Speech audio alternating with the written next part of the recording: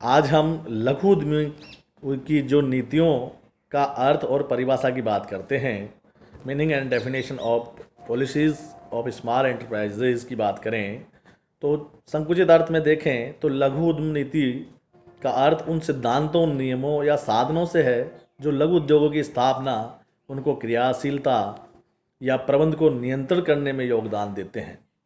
लेकिन क्योंकि अब अगर देखें विस्तृत अर्थ में देखें तो एक ऐसी औपचारिक घोषणाएं जो उद्योगों की स्थापना, क्रियाशीलता एवं प्रबंध से संबंधित होती है, उनके द्वारा जनता को किसी देश की सरकार द्वारा उद्योगों को भावी विकास के लिए अपनाई जाने वाली जो नीतियां हैं, सिद्धांतों और नियमों की जानकारी दी जाती है, उसे लघु उद्यम नीति कहते हैं। पहले तो सिद्धांत और नियमों और साधनों की बात करते हैं, लेकिन वर्तमान परिस्थितियों में या वर्तमान परिप्रेक्ष्य में आम लोगों को भी इसकी जानकारी देना ये विस्तृत अर्थ में शामिल किया गया है। इसकी परिभाषा की बात करें तो डॉक्टर शर्मा सिंह है, इसमें लघु उद्यम नीति किसी राष्ट्र की सरकार द्वारा की जाने वाली औपचारिक घोषणाएं जिनके माध्यम से उद्योगों के प्रति अपनाई जाने वाली जो सामान्य नीतियों का उल्लेख करती है। यानी ये कह रहे हैं कि जो सामान्य नीति किसी राष्ट्र के द्वारा की जाने औपचारिक घोषणाएं जिसके माध्यम से वह उद्योग के प्रति अपनाई जाने वाली जो सामान्य नीतियों का इसमें उल्लेख होता है, ये प्रोफेसर शर्मा और सिंह जी कह रहे हैं। ऐसे ही प्रोफेसर एन अग्रवाल के शब्दों में बात करें तो लघु उद्यम नीति सभी को समाविष्ट करने वाली वह अवधारणा है जो उनकी स्थापना एवं संचालन के लिए नीतिगत ढांचे एवं क्रियान्वयन उपकरण प्रदान करती है। ऐसे ही रुद्रदत्त एवं सुंदरम के मतानुसार बात करें, इनके अनुसार परिभाषा है कि लघु उद्यम नीति वह अवधारणा बहुत ही व्यापक है और अपने में उन सभी पद्धतियों, सिद्धांतों, नियमों, विनिमयों को सम्मिलित करती है जो कि एक राष्ट्र के औद्योगिक प्रतिष्ठानों को नियंत्रण करते हैं और औद्योगिकरण की संरचना को निर्मित करते हैं। यानी सबने ये कहा है कि जो सिद्धांत जो है उनको लागू करने वाली बात है। इस प्रकार औद्योगिक नीति की बात करें तो सूक्ष्म, लघु और मध्यम उद्यमों से संबंधित सिद्धांतों, नियमों, विनियमों का वह मिला जुला एक चार्टर, एक संविधान सा है जिसमें औद्योगिक विकास एवं स्थापना की प्राथमिकताओं, दिशाओं और आयामों को निर्धारित करने के लिए प्रयुक्त या काम में ली जाती है।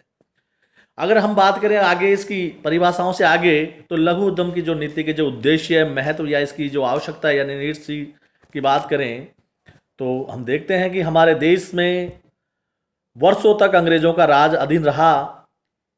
परिणाम स्वरूप औद्योगिक विकास के क्षेत्र में काफ़ी पिछड़ गया। ऐसी दशा में औद्योगिक विकास, औद्योगिक क्रियाओं के नियमन और नियंत्रण की आवश्यकता होती है। इसके लिए आवश्यक हस्तक्षेप के लिए औद्योगिक नीति की आवश्यकता हुई। क्या क्या इसकी जो इम्पोर्टेंस है उसको देख लेते हैं। नंबर 1, औद्योगिक क्षेत्रों की जो प्राथमिकता का निर्धारण करना।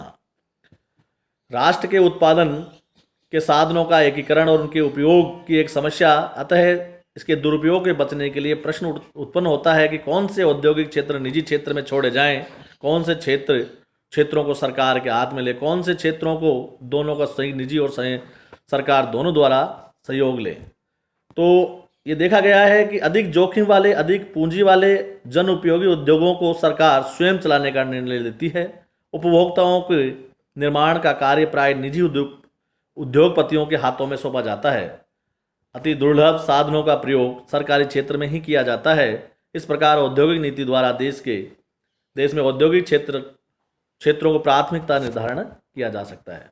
एकाधिकार पर नियंत्रण, कंट्रोल ऑफ मोनोपोली की बात करें तो औद्योगिक नीति द्वारा सरकार निजी एकाधिकार पर रोक लगाने में भी समर्थ हो जाती है। इसका कारण यह है कि उससे पहले से ही भली प्रकार निर्धारित किया जा सकता है कि किस प्रकार उद्योगों के स्वामित्व का विकेंद्रीकरण किया जाएगा और इसका एकाधिकार को रोका जाएगा। यानी किसे देना है, किसे प्राइवेट सेक्टर में देना है और किसे नहीं देना है, कौन से जो ऐसे उपक्रम हैं जिनको सरकार स्वयं यानी ज़्यादा जोखिम वाले, ज़्यादा पूंजी वाली, ज़्यादा ऐसी चीज़ों को गवर्नमेंट स्वयं ही संचालित करेगी, ऐसी नीति बनाती है।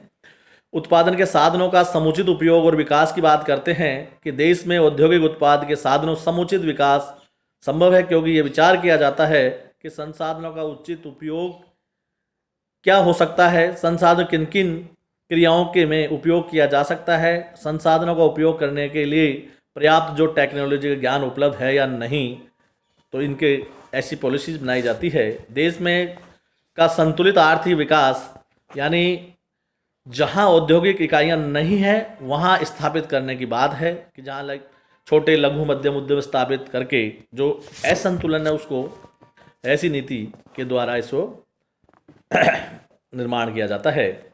अर्थव्यवस्था की जो बुराइयों की समाप्ति की बात करते हैं, end of evils of economy की बात करें, तो एक सुनिश्चित औद्योगिक नीति देश में अनेक बुराइयां जैसे असंतुलित विकास है, क्षेत्रीय विषमता है, लघु उद्योगों का पिछड़ जाना या सीमित साधनों का अपव्यय और उद्योगों के दोहराव आदि की जो समाप्ति की जा सकती है। यानी जहां नहीं है, जहां क्षेत्रीय जो विषमता है उसको दूर किया जा सकता है इस पॉलिसी के माध्यम से। विभिन्न औद्योगिक हितों एवं क्षेत्रों में संतुलन, balance in different industrial interest and area की बात करते हैं कि औद्योगिक नीति द्वारा सरकार निजी, सहकारी, छोटे और गृह उद्योगों के हितों को संतुलन ही नहीं किया जा सकता, अपितु उपभोक्ताओं के आधारभूत उद्योगों एवं अन्य प्रकार के जो उद्योगों में भी संतुलन स्थापित किया जा सकता है। यानी इससे बेरोजगारी है, निम्न उत्पादकता है, उच्च उत्पादन लागतों की जो समस्याएं हैं समाप्त की जा सकती है। उत्पादन की आधुनिक पद्धतियों को प्रोत्साहित करने की बात है कि आज का युग प्रतिस्पर्धा का युग है। ऐसी दशा में निर्माता, उत्पादनकर्ता वहीं टिक सकता है जो अपनी उत्पादन निर्माण प्रक्रिया को आधुनिक पद्धतियों द्वारा या इनोवेशन के द्वारा, या इसमें राष्ट्रीय आय उत्पादन में वृद्धि हो सकती है। अपने अनुभवों से औद्योगिक नीति की आवश्यकता अनुभव की गई। आर्थिक सत्ता के केंद्रीकरण के रोक की बात करें तो औद्योगिक नीति द्वारा आर्थिक सत्ता के जो केंद्रीकरण पर रोक लगाई जा सकती है। इसका कारण यह है कि निजी उद्यमियों द्वारा एक बार औद्योगिक क्षेत्र का निर्धारण हो जाता है तो अपना प्रभुत्व एक निश्चित सीमा तक बढ़ा पाते हैं। परिणाम स्वरूप एकाधिकार और आर्थिक सत्ता पर नियंत्रण रहता है। आगे बात करें रोजगार के अवसरों में वृद्धि, इंक्रीज इन एम्प्लॉयमेंट अपॉर्चुनिटीज की बात करें तो औद्योगिक नीति में सरकार और निजी क्षेत्र अथवा दोनों द्वारा चलाए जाने वाले उद्योगों का विभाजन किया जाता है। नई जो पद्धतियां हैं का उपयोग किया जाता है, उद्यमियों को आगे आने को प्रोत्साहित किया जाता है। ऐसी दशा में रोजगार के अवसरों में भी वृद्धि होती है। यहाँ लोगों को मोटिवेट करके जो युवा हैं उनको आगे उद्यम स्थापित करने के लिए मोटिवेट किया जाता है। भौगोलिक क्षेत्र तथा राज्य का नियंत्रण संतुलित विकास, देश को सुदृढ़ औद्योगिक नीति के माध्यम से सभी जो भौगोलिक क्षेत्र है, चाहे बाड़मेर हो, जैसलमेर हो, चाहे अलवर हो, चाहे जयपुर हो, क्षेत्रों राज्यों का नियंत्रण रूप में संतुलित विकास किया जा सकता है। यानी जहां नहीं है उद्योग धंधे वहां स्थापित करने वाले या वहां उनका स्थापना किया जाकर जो विषमता है, संतुलित जो विकास नहीं है उसको समाप्त किया जा सकता है। विदेशी व्यापार सहायता संरक्षण की बात करें कि किसी भी देश की औद्योगिक विकास के लिए विदेशी व्यापार सहायता संरक्षण के संबंध में एक निश्चित आर्थिक नीति बनाना आवश्यक होता है। यही नहीं, उद्योगों को विदेशी प्रतिस्पर्धा के विरुद्ध भी संरक्षण की भी आवश्यकता होती है। अतः सभी को क्रियान्वयन करने हेतु औद्योगिक नीति की आवश्यकता होती है ताकि संतुलितता स्थापित किया जा सके। कुशल एवं प्रशिक्षण श्रम प्रबंध की बात करते हैं तो देश के भौतिक और प्राकृतिक संसाधनों का कुशलतम उपयोग करने के लिए श्रमिकों और प्रबंधकों का कुशल तथा प्रशिक्षित होना आवश्यक है। इसके माध्यम से भी श्रम और प्रबंध दोनों को अधिकतम उपयोग संभव हो सकता है। यानी जो ट्रेंड या प्रशिक्षित व्यक्ति होंगे या मजदूर या मैनेजर, तो निश्चित ही उनकी जो उत्पादन क्षमता है या कार्य करने की क्षमता है उसका अधिकतम उपयोग होगा। श्रम पूंजी में सौहार्द संबंधों का निर्माण, औद्योगिक नीति से श्रम और पूंजी दोनों के मध्य सौहार्द संबंध का निर्माण होता है, क्योंकि सरकार द्वारा श्रमिकों और पूंजीपतियों के प्रति व्यवहार का स्पष्ट विवरण होता है। इसकी सुविधा के लिए विकास एवं विस्तार पर व्यापक ध्यान दिया जाता है। इस प्रकार पूंजीपति अपनी नीतियों से पहले से ही सरकारी नीति के अनुरूप निर्धारित कर लेते हैं, जिससे दोनों वर्गों में सौहार्द संबंध का निर्माण यानी आपसे प्रेम भावचार्य से कार्य करने की बात आती है। विदेशी पूंजी निवेश की संभावनाओं का निर्धारण की बात करें,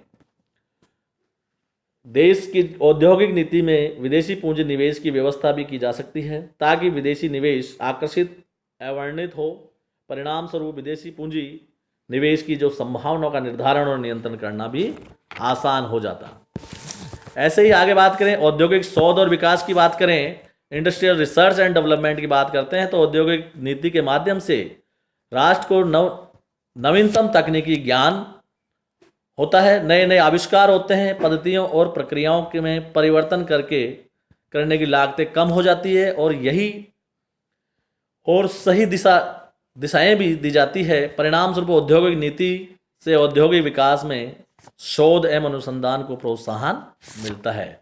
यानी उपभोक्ता क्या चाहता है इसका पहले ही मार्केटिंग के माध्यम से, रिसर्च या डेवलपमेंट के माध्यम से उसको नीतियों में शामिल करके और उपभोक्ता की रुचि के अनुसार उत्पादन किया जाता है।